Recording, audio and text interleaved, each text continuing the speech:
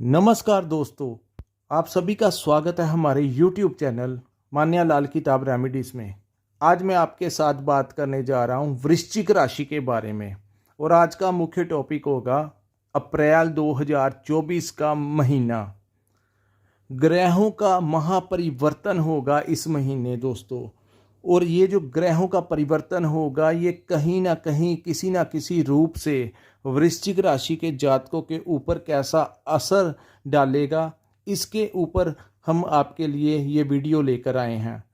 कुछ ग्रह ऐसे होते हैं जो लंबे समय तक एक ही भाव में गोचर करते हैं। जैसे शनि देव के बारे में कहा गया है कि शनि देव 28 वर्ष तक एक ही भाव में गोचर करते हैं। वहाँ पर वो कभी वक्री हो जाते हैं तो कभी वो मार्गी हो जाते हैं। वैसे ही राहु और केतु के बारे में कहा गया है कि जब राहु और केतु गोचर करते हैं तो 1.5 वर्ष यानी कि 18 महीने के लिए इनका गोचर होता है।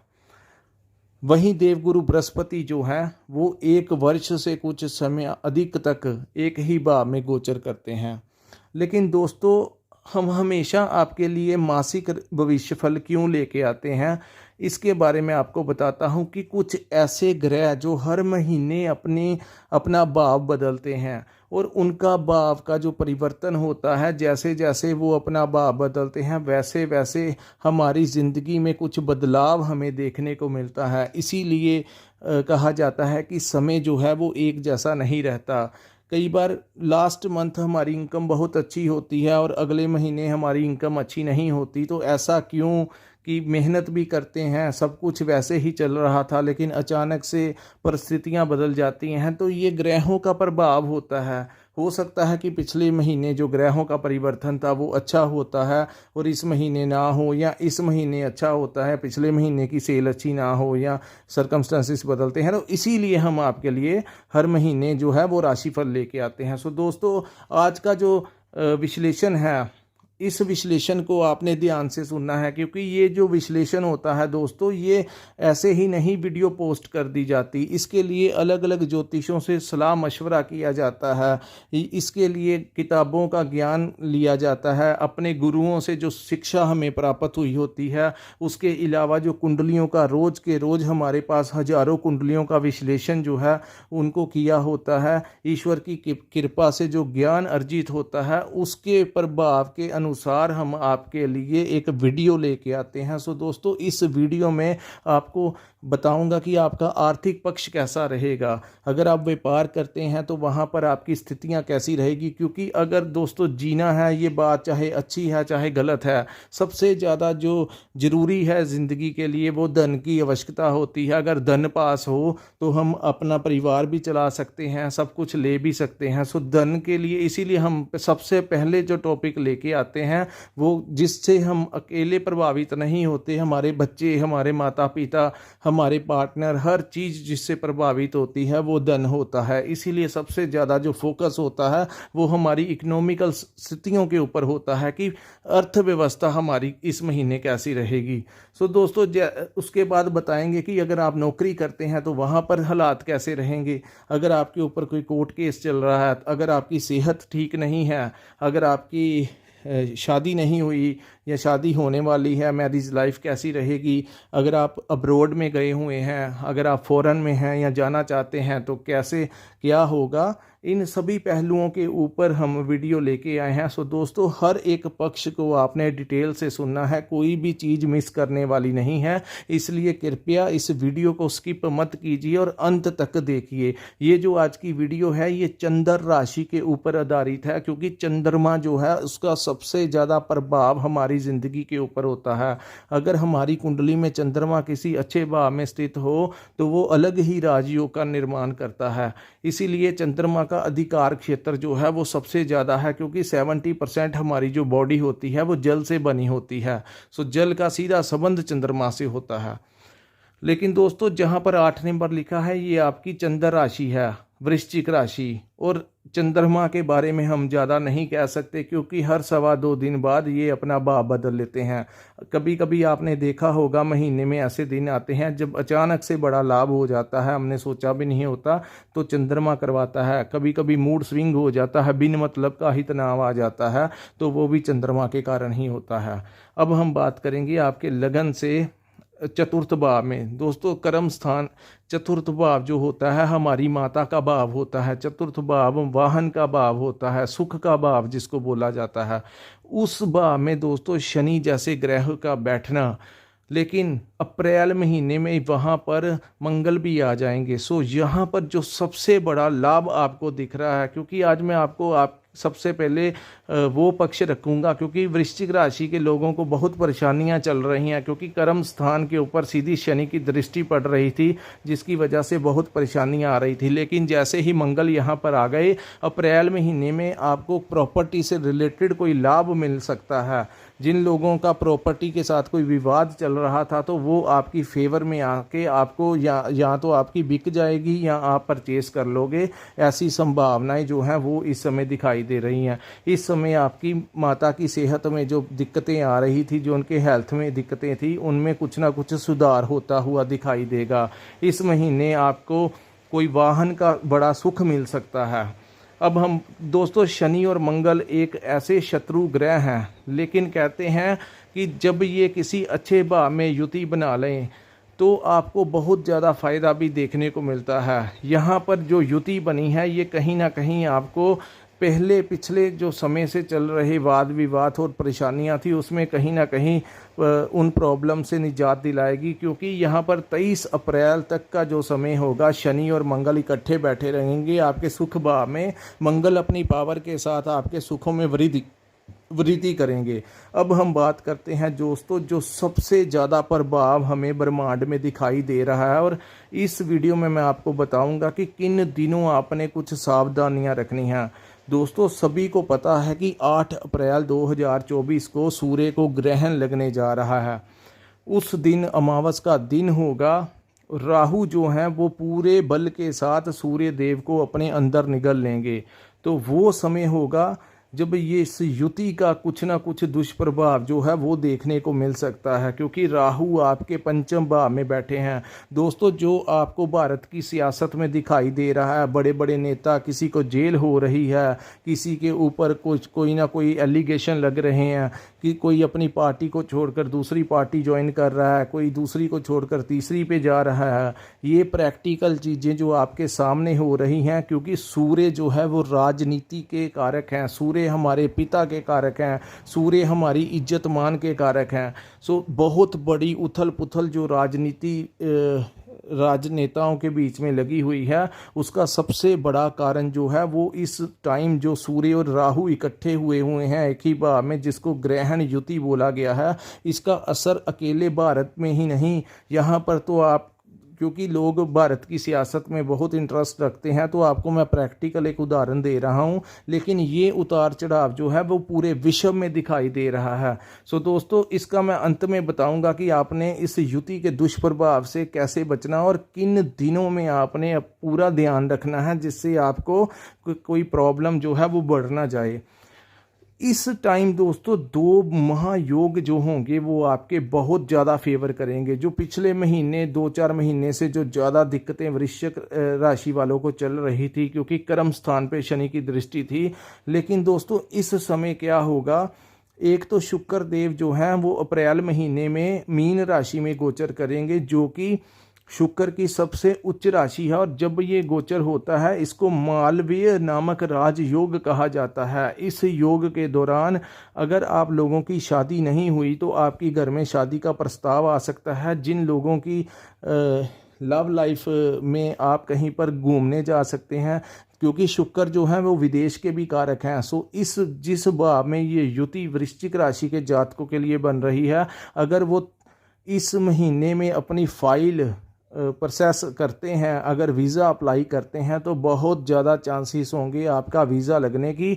वहीं जो लोग फॉरेन में सेटल हैं वो लोग अगर इस समय पीआर अप्लाई करें तो आपको बहुत ज़्यादा लाभ मिलेगा। लेकिन अगर आपने ऐसी प्रोसेसिंग करनी होगी तो 13 अप्रैल के बाद कीजिए, उससे पहले नहीं, क्योंकि राहु और सूर्य इकट्ठे रहेंगे और 13 तारीख को जैसे ही सूर्य अपना भाव बदलेंगे, पंचम भाव से वो छठे भाव में जाएंगे, तब आपको विशेष रूप से सक्सेस मिलेगी। दोस्तों, इस महीने के 13 दिन, जो प्रथम 13 दिन होंगे, खास करके वृश्चिक राशि के लोगों को कर्ज बहुत ज़्यादा परेशान कर सकता है।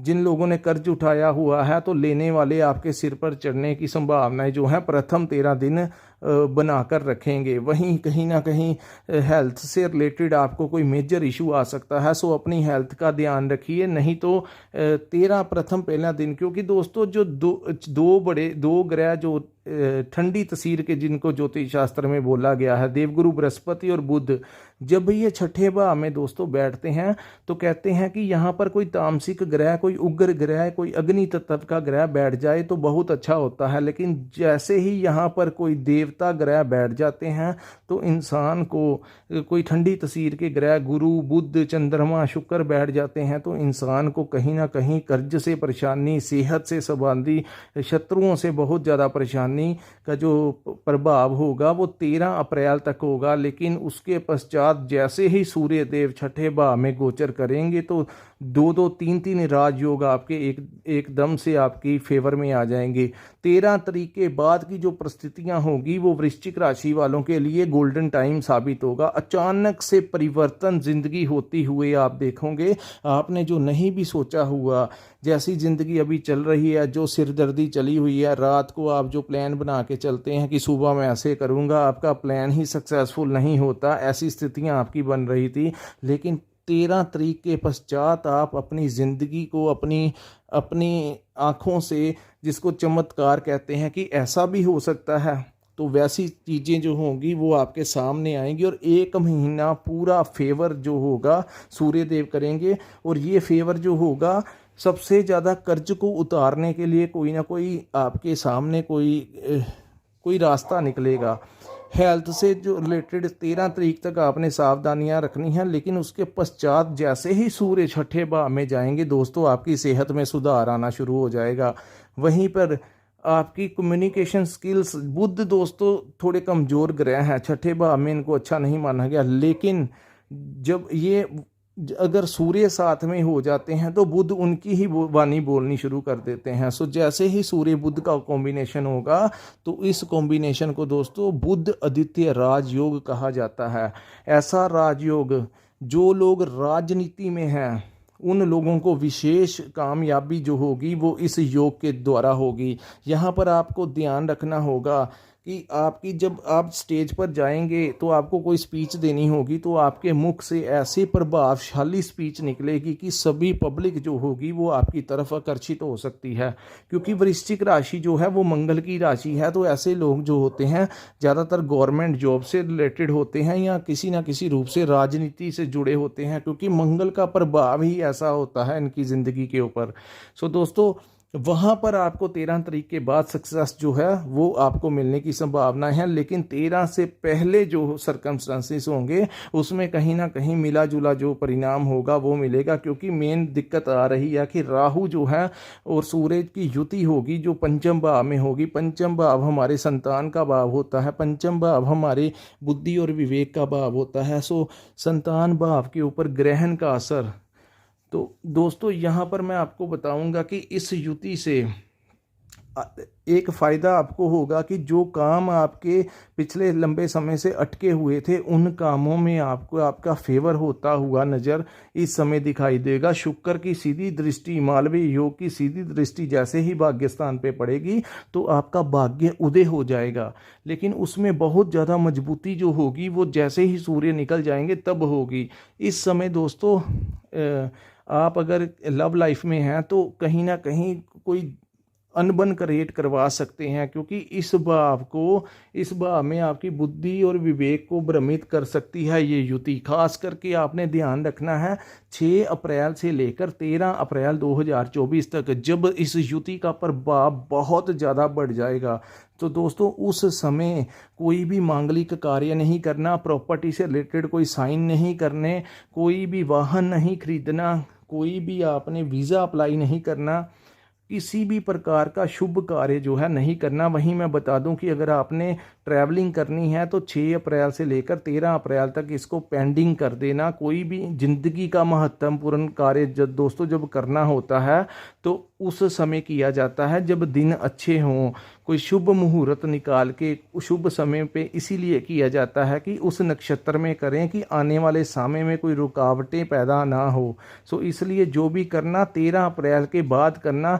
अगर आप 6 अप्रैल के बाद करोगे तो क्योंकि 8 अप्रैल वो दिन होगा दोस्तों जब सूर्य जो है राहु के पूरे प्रभाव में आ जाएंगे। सूर्य देव राहु जो हैं वो अपने प्रभाव से सूर्य देव को कहते हैं कि निगल लेंगे, और लेकिन 4-5 घंटे का वो टाइम होगा जब सूर्य जो हैं वो उनके मुख में रहेंगे। हालांकि गर्दन का नीचा वाला हिस्सा ना होने के कारण कुछ ही समय के पश्चात सूर्य देव जो हैं वो नीचे से बाहर आ जाएंगे। लेकिन कहा जाता है कि सूर्य देव 4-5 घंटे में इतनी पीड़ा, इतने कष्ट में चले जाते हैं कि उसका असर पूरे ब्रह्मांड में दिखाई देता है।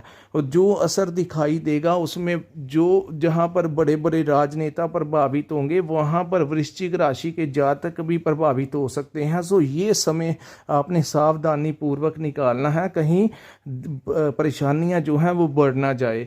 वहीं दोस्तों केतु के लाभ में गोचर होने के कारण आपको इस समय जो केतु 13 तारीख के पश्चात बहुत अच्छा परिणाम देगा। ये समय आपने मैरिज लाइफ में डिस्टर्बेंस क्रिएट नहीं करने देनी। अगर कोई अनबन होती है तो बहस इतनी नहीं करनी कि राई का पहाड़ बन जाए। वहीं मैं आपको बता दूं जो पैसे की आमदन होगी वो अब बढ़ेगी, और 13 तारीख के बाद क्योंकि सूर्य मान सम्मान के कारक हैं, छठे भाव में बैठकर शत्रुओं का नाश करते हैं। जो बॉस नौकरी में परेशानियों की स्थितियां बना रहे थे, जो प्रेशर आपके ऊपर था, वो प्रेशर 13 के बाद ठीक हो जाएगा। अगर कोर्ट केस से कोई फैसला आना है तो 13 से पहले आया तो थोड़ी परेशानी करेगा, लेकिन अगर 13 के बाद अगर कोई फैसला आना हुआ कोर्ट से तो काफ़ी हद तक उसके परिणाम जो होंगे वो आपकी फेवर में होंगे। ये जो भविष्यवाणी है ये ज्योतिष शास्त्र के अनुसार जब छठे भाव में सूर्य बैठते हैं तो सरकार से विशेष लाभ दिलाते हैं। सो जब सरकार विशेष लाभ देती है तो कोर्ट केस से भी आपको लाभ मिलेगा। ऐसी अवस्थाएं जो हैं जिन जातकों की कुंडली में सूर्य उच्च के हैं उनको ये जो चीज़ें होती हुई दिखाई देंगी। दोस्तों ये जो मैं आपके सामने भविष्यफल बता रहा हूँ इसमें मैं सबसे ज़्यादा वो लोग ज़्यादा प्रभावित होंगे, वो भाव ज़्यादा प्रभावित होगा जिसकी महादशा या अंतरदशा आपकी जन्म कुंडली में लगी हुई है। सो ये जो भविष्यफल है ये चंद्र राशि के ऊपर आधारित है, लेकिन जो सारी मेंशंस जो प्रेडिक्शन मैं कर रहा हूँ वैसा वैसा ही होगा। अगर आपकी कुंडली में चंद्रमा की स्थितियां अच्छी हैं तो आपको विशेष फ़ायदा होगा, लेकिन अगर चंद्रमा किसी नीच भाव में बैठे हैं तो जो फ़ायदा होगा उसमें आधा फल मिलेगा, आधा नहीं मिलेगा। सो दोस्तों स्टूडेंट के लिए 13 तारीख का समय बाद का समय जो होगा वो अच्छा होगा। वहीं खास करके गर्भवती महिलाएं इस समय अपना ज़्यादा ध्यान दें, क्योंकि ग्रहण के समय कहा जाता है कि गर्भ का विशेष ध्यान रखा जाता है। इवन कि अगर आप मेल हैं तो आपकी वाइफ प्रेग्नेंट है, अगर आपकी खुद की राशि हस्बैंड की राशि कन्या है तब भी वो वृश्चिक है तब भी वो अपने घर में पूरा ध्यान रखें ताकि कुछ भी ऐसी दुष्प्रभाव जो है वो ना पड़ सके। सो दोस्तों मैं आपको अंत में एक उपाय बताऊंगा। मैं आपको यहाँ पर सजेस्ट करूँगा कि सबसे बेहतर उपाय इस युति के दौरान आप लोग जिस भी इष्ट को मानते हैं, क्योंकि दोस्तों अलग अलग धर्मों के लोग मेरी ये वीडियो सुनते हैं, आप हमको फॉलो करते हैं। एस्ट्रोलॉजी भी एक साइंस होती है, तो साइंस कुछ लोग साइंस समझकर चलते हैं, कुछ लोग इसे धर्म के साथ जोड़ते हैं, लेकिन कैसे भी कीजिए विश्वास जो है वो लोगों का बना हुआ है और है भी, क्योंकि जो स्थितियां जैसे भविष्यवाणी की जाती है वैसी वैसी चीज़ें घटती हुई ज़िंदगी में दिखाई देती हैं, इसीलिए लोगों का विश्वास होता है। सो दोस्तों यहाँ पे मैं आपको अंत में ये बताना चाहूँगा कि जो लोग जिस भी इष्ट को मानते हैं इस युति के आसपास का जो टाइम होगा और ग्रहण के दिन खास करके आपने मेडिटेशन का ध्यान करना है, अपने इष्ट की तरफ ध्यान कीजिए। ताकि आपको इस युति का प्रभाव जो है उसका दुष्प्रभाव ना मिल सके। सो ज़्यादा से ज़्यादा संख्या जो लोग सनातन प्रेमी हैं उन लोगों के लिए मैं एक टिप देता हूं कि हनुमान चालीसा का जाप जितना हो सके उतना कीजिए। लेकिन अगर आपको लगता है कि कष्ट जो है वो आपके ऊपर आ रहा है तो उस समय आप बजरंग बाण की सहायता ले सकते हैं। दोस्तों, सूर्य और राहु की जो युति है ये आपको 13 तारीख तक आपने अपना बचाव रखना है। यहाँ पर वो जो प्रॉब्लम्स क्रिएट करने की कोशिश करेंगी उसका निवारण ही हनुमान जी करेंगे। लेकिन एक मैं बात आपको बता दूं, राहु और शुक्र का जो योग बनेगा इस युति से आपको एक चीज़ हो सकती है दोस्तों कि आपका एक्स्ट्रा मैरिटल अफेयर हो सकता है। ये बात ध्यान में रखना। जिस भाव में ये युति बनी है इसको प्रेम का भाव भी कहा जाता है। सो आप अगर शादीशुदा हैं तब भी आपकी एक्स्ट्रा मैरिटल अफेयर हो सकता है। सो इन चीज़ों के ऊपर अपना ध्यान मत जाने देना। अपने रिलेशन को ऑनेस्ट तरीके से आगे बढ़ाना। जिन लोगों ने इस युति के प्रभाव में आकर कुछ ऐसा करने की कोशिश की, अट्रैक्ट हुए, चाहे आप मेल हैं या फीमेल हैं, ऑपोजिट सेक्स जो है आपको अपनी तरफ आकर्षित करने की कोशिश करेगा। जो लोग अपने मार्ग से भटके उन लोगों को आगे जाकर बहुत ज़्यादा तकलीफ जो है उसका सामना करना पड़ेगा। आपके सीक्रेट्स डिस्क्लोज हो जाएंगे जिसकी वजह से आपको एक नई परेशानी पड़ेगी। सो दोस्तों, यहाँ पर हम अपनी वीडियो को विराम लगाते हैं। नमस्कार। जिन लोगों ने अपनी कुंडली दिखानी होगी तो ऊपर स्क्रीन पे हमारा नंबर शो हो रहा है, वहाँ पर आप हमारे साथ संपर्क करके अपनी कुंडली का पूर्ण विश्लेषण करवा सकते हैं। सो दोस्तों, जय माता दी।